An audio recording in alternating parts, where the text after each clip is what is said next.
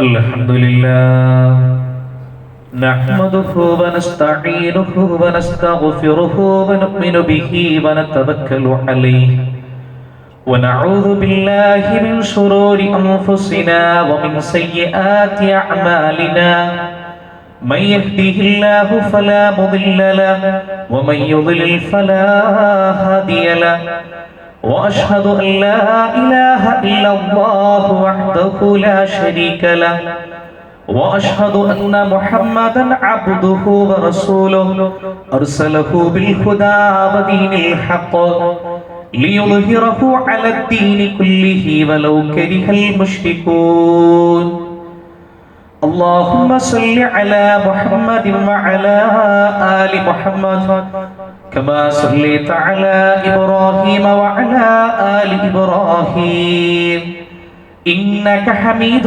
مجيد اللهم بارك على محمد وعلى آل محمد كما باركت على إبراهيم وعلى آل إبراهيم إنك حميد مجيد أما بعد فإن خير الكلام كلام الله وخير الهدي هدي محمد صلى الله عليه وسلم وشر الأمور محدثاتها وكل محدثة بدعة وكل بدعة ضلالة وكل ضلالة في النار أعوذ بالله من الشيطان الرجيم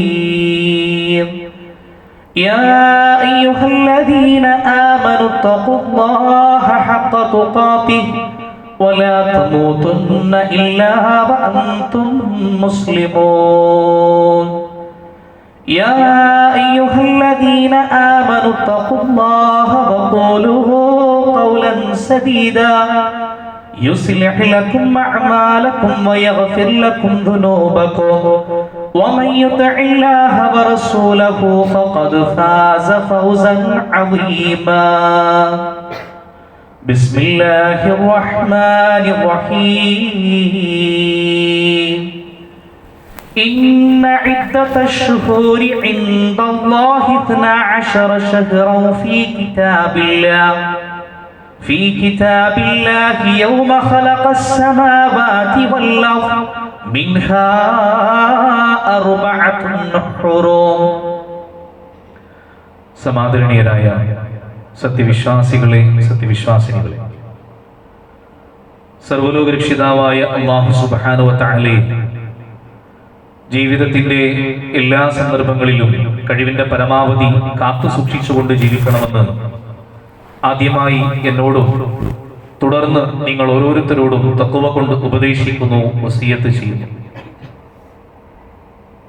നമുക്കറിയാം, നാം റജബ് മാസത്തിലേക്ക് പ്രവേശിച്ചിരിക്കുകയാണ്. അല്ലാഹു സുബ്ഹാനഹു വ തആല ചില മാസങ്ങൾക്ക് പ്രത്യേകതയും ശ്രേഷ്ഠതയും നൽകിയിട്ടുണ്ട്. അങ്ങനെ ശ്രേഷ്ഠത കൽപ്പിച്ച മാസങ്ങളിൽ ഒന്നാണ് യഥാർത്ഥത്തിൽ റജബ് മാസം. ആമുഖമായി ഞാൻ നിങ്ങളെ ഓതി കേൾപ്പിച്ച ആയത്ത് പരിശുദ്ധ ഖുർആനിലെ സൂറത്തു തൗബയുടെ ഒരു വചനത്തിന്റെ ഭാഗമാണ്. അല്ലാഹു സുബ്ഹാനഹു വ തആല വളരെ കൃത്യമായി കൊണ്ട് അവിടെ പഠിപ്പിക്കുകയാണ് മാസങ്ങളുടെ എണ്ണം എത്രയാണ്, അതിൽ തന്നെ വിശുദ്ധമാക്കപ്പെട്ട പവിത്രമാക്കപ്പെട്ട മാസങ്ങൾ ഏതെല്ലാമാണ്. إن عدة الشهور عند الله 12 شهرا في كتاب الله يوم خلق السماوات والأرض. ആകാശഭൂമികളെ സൃഷ്ടിച്ച അന്നു മുതൽ അല്ലാഹുവിന്റെ ഗ്രന്ഥത്തിൽ ഒരു വർഷത്തിലെ മാസങ്ങളുടെ എണ്ണം എന്ന് പറയുന്നത് 12 എണ്ണമാകും. നിശ്ചയമായും ഒരു വർഷത്തിൽ 12 മാസങ്ങളാണുള്ളത്.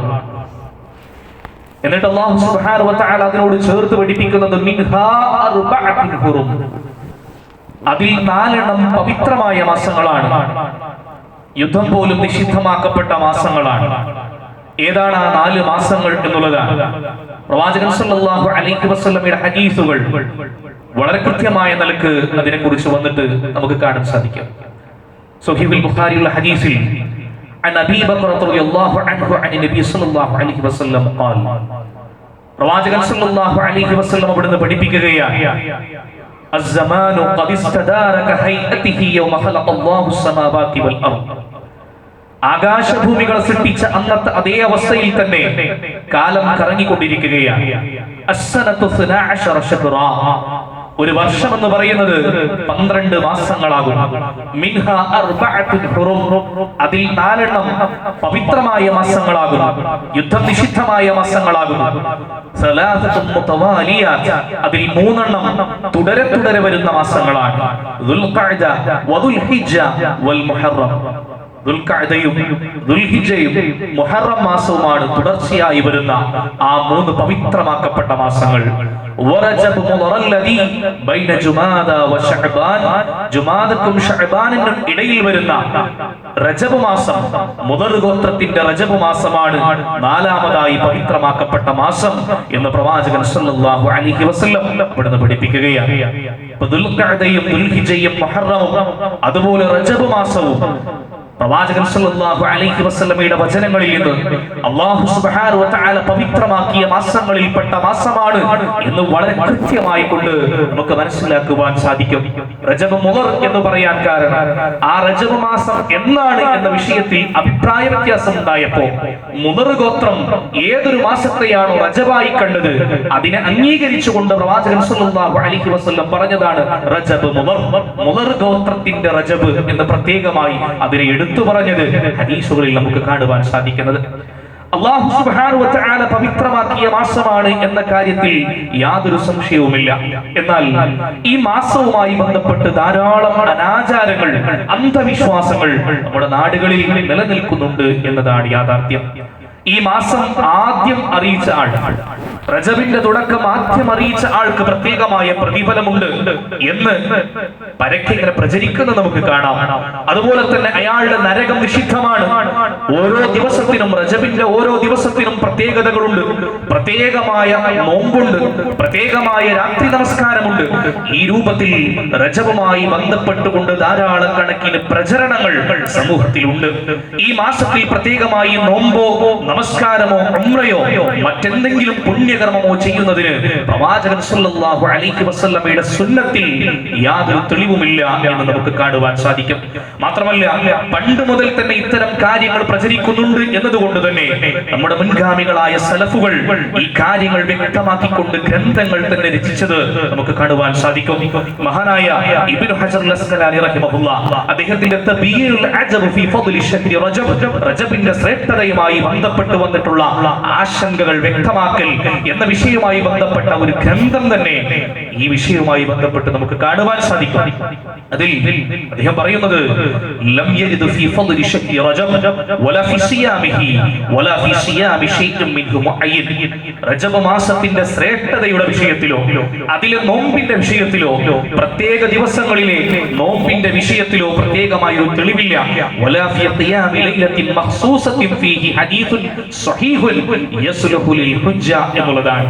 അതുപോലെ തന്നെ പ്രത്യേകമായി രാത്രിയിൽ എണീറ്റ് നിന്ന് നമസ്കരിക്കുക, റജബിലെ രാത്രി നമസ്കാരത്തിന് ഒരു പ്രത്യേക പുണ്യം, റജബിലെ നോമ്പിന് ഒരു പ്രത്യേക പുണ്യം, റജബിൽ ചെയ്യുന്ന ദിക്റുകൾക്ക് ഒരു പ്രത്യേക പുണ്യം. ഈ രൂപത്തിൽ റജബുമായി ബന്ധപ്പെട്ട് വരുന്ന കാര്യങ്ങൾ ഹദീസുകളിൽ യാതൊരു നിലക്കും സ്ഥിരപ്പെട്ടു വന്നിട്ടില്ല എന്ന് ഇബ്നു ഹജർ അൽ അസ്ഖലാനി റഹിമഹുല്ലാഹ് അദ്ദേഹത്തിന്റെ ഗ്രന്ഥത്തിൽ വളരെ കൃത്യമായി കൊണ്ട് രേഖപ്പെടുത്തി വെക്കുകയാണ്. പ്രവാചകൻ സല്ലല്ലാഹു അലൈഹി വസല്ലം നമുക്കറിയാം, ഏതൊരു കാര്യവും പ്രതിഫലത്തെ ആഗ്രഹിച്ചുകൊണ്ട് ഇന്നാലിന്ന പ്രതിഫലമുണ്ട് എന്ന് പ്രവാചകൻ സല്ലല്ലാഹു അലൈഹി വസല്ലം പറഞ്ഞാലല്ലാതെ, പരിശുദ്ധ ഖുർആനിന്റെ നസ്സായി വന്നാലല്ലാതെ നമുക്കത് സ്വീകാര്യോഗ്യമല്ല എന്നുള്ളതാണ്. പ്രവാചകന്റെ സുന്നത്ത് എന്നാൽ അസ്സുന്നത്തു മാ ജാഅ അനി നബി സല്ലല്ലാഹു അലൈഹി വസല്ലം മിൻ അഖ്വാലിഹി വഅഫ്ആലിഹി വതഖരീരിഹി വമാ ഹമ്മ ബിഫിഅലിഹി എന്ന് ഇബ്നു ഹജർ റഹിമഹുല്ലാഹ് തന്നെ എഴുതി വെച്ചത് നമുക്ക് കാണാം. റസൂലുള്ളാഹി സ്വല്ലല്ലാഹു അലൈഹി വസല്ലമയുടെ ചര്യ, റസൂലിന്റെ സുന്നത്ത് എന്ന് പറഞ്ഞാൽ അത് റസൂലിന്റെ വാക്കുകളാണ്, റസൂലിന്റെ പ്രവർത്തനങ്ങളാണ്, റസൂലിന്റെ അംഗീകാരങ്ങളാണ്. റസൂലുള്ളാഹി സ്വല്ലല്ലാഹു അലൈഹി വസല്ലം ചെയ്യാൻ ഉദ്ദേശിച്ച കാര്യങ്ങളാണ്. ഈ രൂപത്തിൽ റജബിൽ ചെയ്യുന്ന പ്രത്യേകമായ നോമ്പുകൾ, പ്രത്യേകമായ നമസ്കാരങ്ങൾ, പ്രത്യേകമായ രാത്രി നമസ്കാരങ്ങൾ, ഈ വിഷയങ്ങളുമായി ബന്ധപ്പെട്ട് സ്വഹീഹായ ഒരു ഹദീസും നമുക്ക് കാണുവാൻ സാധ്യമല്ല എന്നാണ് രേഖപ്പെടുത്തുന്നത്. അതുപോലെ തന്നെ റസൂലുള്ളാഹിയുടെ വചനം നമുക്ക് കാണാം, മൻ അമില അമലൻ ലൈസ അലൈഹി അംറുനാ ഫഹുവ റദ്ദുൻ. നമ്മുടെ കൽപ്പനയില്ലാത്ത ഒരു കാര്യം ഈ മതത്തിൽ ആരെങ്കിലും പുതുതായി ഉണ്ടാക്കിയാൽ അത് തള്ളപ്പെടേണ്ടതാണോ?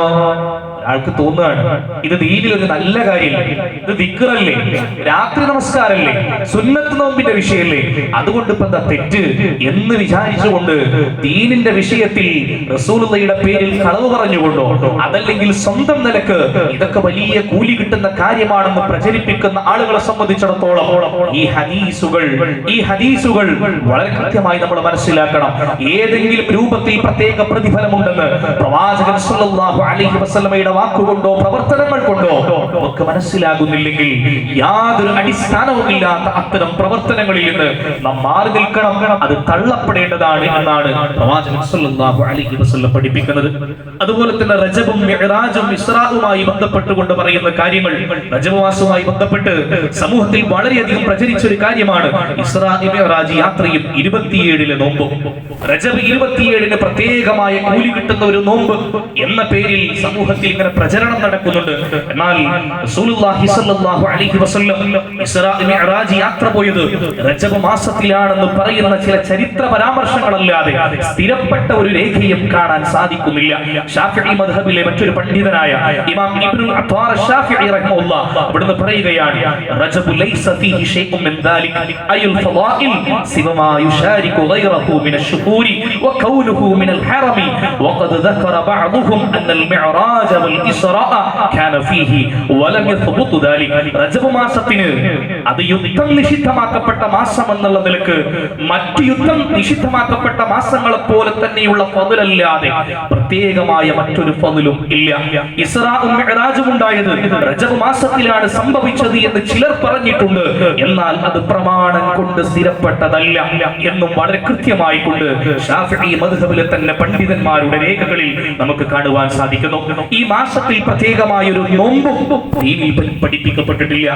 ഈ റജബ് മാസത്തിലെ നോമ്പുമായി ബന്ധപ്പെട്ട് ധാരാളമായി പ്രചരിപ്പിക്കുന്ന ഒരു ഹദീസുണ്ട്.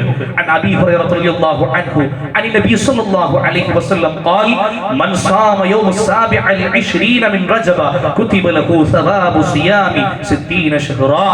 ആരെങ്കിലും റജബ് 27 നോമ്പനുഷ്ഠിച്ചാൽ 60 മാസം നോമ്പനുഷ്ഠിച്ച പ്രതിഫലം അവന് രേഖപ്പെടുത്തുക എന്ന രൂപത്തിൽ ഒരു ഹദീസ് ഇങ്ങനെ പ്രചരിക്കുന്നുണ്ട്. ഈ ഹദീസ് മൗദൂ ആണ്, അഥവാ കെട്ടിച്ചമക്കപ്പെട്ട ഹദീസാണ്. ഇത് സ്വഹീഹായ നിലക്ക് ഉദ്ധരിക്കപ്പെട്ട ഹദീസല്ല. അതുകൊണ്ട് ഏതെങ്കിലും വാട്സ്ആപ്പ് ഗ്രൂപ്പുകളിൽ ഇത് പ്രചരിപ്പിക്കുമ്പോ, ഏതെങ്കിലും കുടുംബ ഗ്രൂപ്പുകളിലോ കൂട്ടുകാരോ ഇത് ഷെയർ ചെയ്ത് കാണുമ്പോ ഇത് ഹദീസാണല്ലോ എന്ന രൂപത്തിൽ അതുമായി ബന്ധപ്പെട്ട അമലുകളിലേക്ക് ചെന്നുകൊണ്ട് നമ്മുടെ പ്രതിഫലം നഷ്ടപ്പെടുക മാത്രമല്ല, നമുക്ക് അതിന്റെ പേരിൽ പാപം രേഖപ്പെടുത്തുന്ന രൂപത്തിലേക്കുള്ള പ്രവർത്തനങ്ങളിലേക്ക് നാം പോവരുത്. ഇത് പ്രവാചകൻ സല്ലല്ലാഹു അലൈഹി വസല്ലമയിൽ ഉദ്ധരിക്കപ്പെട്ട സ്വഹീഹായ ഹദീസല്ല എന്ന് നമ്മൾ മനസ്സിലാക്കണം. അപ്പോൾ ഇസ്രാ മിഅ്റാജ് നടന്നത് റജബ് മാസത്തിലാണെന്നതും ആ പേരിലുള്ള നോമ്പും അത് രണ്ടും സ്ഥിരപ്പെട്ടതല്ല നമ്മൾ മനസ്സിലാക്കണം. ഇനി ഈ സംഭവം നടന്നത് റജബ് 27 തന്നെ ആ ദിവസത്തിൽ പ്രത്യേകം നോമ്പെടുക്കണമെങ്കിൽ, ആ ദിവസത്തിൽ പ്രത്യേകം കൂലി പ്രതീക്ഷിച്ച് നോമ്പെടുക്കണമെങ്കിൽ അത് നബി സല്ലല്ലാഹു അലൈഹി വസല്ലമയുടെ മാതൃക വേണം എന്ന് കൂടെ നമ്മൾ മനസ്സിലാക്കണം. ഇസ്രാ മിഅ്റാജ് യാത്ര കഴിഞ്ഞ് 13 വർഷം ജീവിച്ചിരുന്നിട്ട് ഒരിക്കൽ പോലും പ്രവാചകൻ സല്ലല്ലാഹു അലൈഹി വസല്ലം ആ ദിവസത്തിൽ പ്രത്യേകമായി നോമ്പെടുത്ത് കാണിച്ചു തന്നിട്ടില്ല എന്നതും ശ്രദ്ധേയമാണ്. അപ്പോൾ റസൂലുള്ളാഹി സ്വല്ലല്ലാഹു അലൈഹി വസല്ലമയ്ക്ക് പുണ്യമായി മനസ്സിലാവാത്ത ആ റസൂലുള്ളാഹി സ്വല്ലല്ലാഹു അലൈഹി വസല്ലമയെ ചാണിനു ചാണായി മുഴത്തിനു മുഴമായി ആ റസൂലുള്ള ചെയ്യുന്നത് ഓരോന്നും ചെയ്ത് കൂലി വാങ്ങാൻ വേണ്ടി മത്സരിച്ചിരുന്ന സഹാബത്തിന്റെ മനസ്സിലാവാത്ത ഒരു പുണ്യം പിൽക്കാലത്തുള്ള ഏതെങ്കിലും ഒരാൾക്ക് അങ്ങനെ തോന്നിയെങ്കിൽ അത് ദീനിന്റെ പ്രമാണമല്ല എന്ന് മനസ്സിലാക്കിക്കൊണ്ട് സുന്നത്തിനെ സുന്നത്തായി മനസ്സിലാക്കാൻ, ബിദ്അത്തുകളെ ബിദ്അത്തുകളായി മനസ്സിലാക്കിക്കൊണ്ട് അതിൽ നിന്ന് മാറി നിൽക്കുവാനും നമുക്ക് സാധിക്കേണ്ടതുണ്ട്. അല്ലാഹു സുബ്ഹാനഹു വ തആല പ്രവാചകൻ സല്ലല്ലാഹു സല്ലല്ലാഹു അലൈഹി വസല്ലമയെ കൃത്യമായി ഇത്തിബാഅ് ചെയ്തുകൊണ്ട് ആ സുന്നത്തിന്റെ പാശത്തെ മുറുകെ പിടിച്ചുകൊണ്ട് ജീവിക്കുന്നവരിൽ നമ്മെ ഏവരെയും ഉൾപ്പെടുത്തി അനുഗ്രഹിക്കുമാറാവട്ടെ. സുബ്ഹാന റബ്ബിക റബ്ബിൽ ഇസ്സത്തി അമ്മാ യസിഫൂൻ വസലാമുൻ അലൽ മുർസലീൻ വൽഹംദുലില്ലാഹി റബ്ബിൽ ആലമീൻ.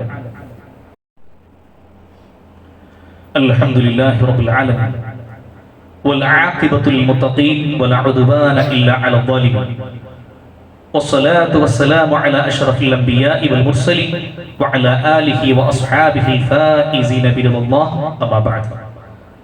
സ്നേഹം നിറഞ്ഞ സത്യവിശ്വാസികളെ, സത്യവിശ്വാസിനികളെ, ഒരിക്കൽ കൂടി അല്ലാഹു സുബ്ഹാനഹു വ തആലയെ സൂക്ഷിച്ചുകൊണ്ട് ജീവിക്കണമെന്ന് എന്നോടെന്ന പോലെ നിങ്ങൾ ഓരോരുത്തരെയും തഖ്വ കൊണ്ട് ഉപദേശിക്കുന്നു, വസിയത്ത് ചെയ്യുന്നു. നാം സൂചിപ്പിച്ചത് റജബ് മാസവുമായി ബന്ധപ്പെട്ട് സമൂഹത്തിൽ പ്രചരിക്കുന്ന ധാരാളക്കണക്കിന് തെറ്റിദ്ധാരണകൾ, കൂലി കിട്ടുമെന്ന് പ്രതീക്ഷിച്ചുകൊണ്ട് ആളുകൾ ഇങ്ങനെ ചെയ്യുന്ന ധാരാളക്കണക്കിന് ബിദ്അത്തുകളാണ്. അതിൽ നിന്ന് മാറി നിൽക്കാനും പ്രവാചകന്റെ സ്വഹീഹായ ഹദീസുകളെ കൃത്യമായി ഇത്തിബാഅ് ചെയ്യാനും നാം സന്നദ്ധമാവേണ്ടതുണ്ട്. റസൂലുള്ളാഹി സ്വല്ലല്ലാഹു അലൈഹി വസല്ലം അവിടുന്ന് പഠിപ്പിക്കുന്നത് മൻ അമില അമലൻ ലൈസ അലൈഹി അംറുനാ ഫഹുവ റദ്ദുൻ. നമ്മുടെ കൽപ്പനയില്ലാത്ത ഒരു കാര്യം ഈ മതത്തിൽ ആരെങ്കിലും പുതുതായി ഉണ്ടാക്കിയാൽ അത് തള്ളപ്പെടേണ്ടതാണ് എന്നുള്ളതാണ്.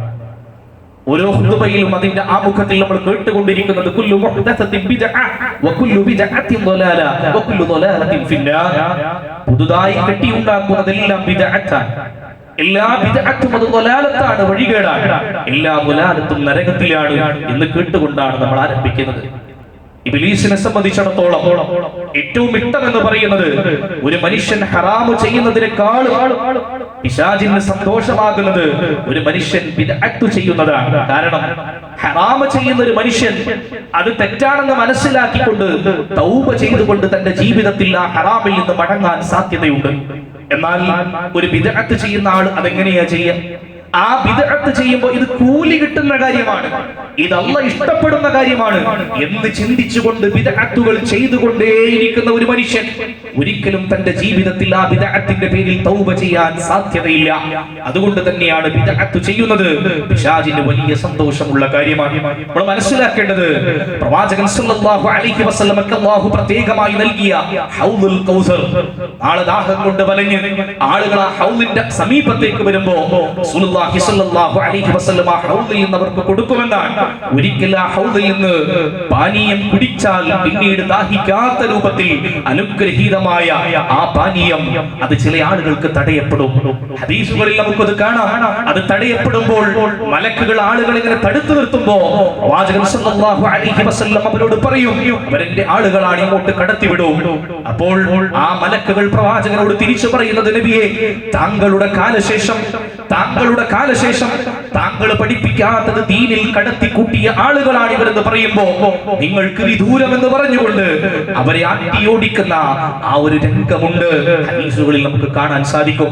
ഈ രൂപത്തിൽ ബിദ്അത്തിന്റെ ആളുകളെ സംബന്ധിച്ചിടത്തോളം ഈ ലോകത്തും പരലോകത്തും വലിയ പരാജയമാണെന്ന് മനസ്സിലാക്കിക്കൊണ്ട് നമ്മളെ സ്വർഗത്തിലേക്ക് അടുപ്പിക്കുന്ന ചെറുതും വലുതുമായ ഏതൊരു കാര്യവും, നരകത്തിന്റെ തീയിൽ നിന്ന് നമ്മളെ അകറ്റുന്ന ചെറുതും വലുതുമായ ഏതൊരു കാര്യവും, വിശ്വാസ കർമ്മ കാര്യങ്ങൾ അത് പകർന്നു തന്നുകൊണ്ടാണ് മഹാനായ മുഹമ്മദ് മുസ്തഫ സല്ലല്ലാഹു അലൈഹി വസല്ലം ഈ ലോകത്ത് നിന്ന് പോയതെന്ന് മനസ്സിലാക്കിക്കൊണ്ട് ആ പ്രവാചകൻ പഠിപ്പിച്ച ദീനിനെ നെഞ്ചോട് ചേർത്തുകൊണ്ട് മുന്നോട്ട് പോകുവാൻ നമുക്ക് സാധിക്കുമ്പോഴാണ് ആ സ്വർഗ്ഗം നേടിയെടുക്കുവാൻ നമുക്ക് സാധിക്കുക.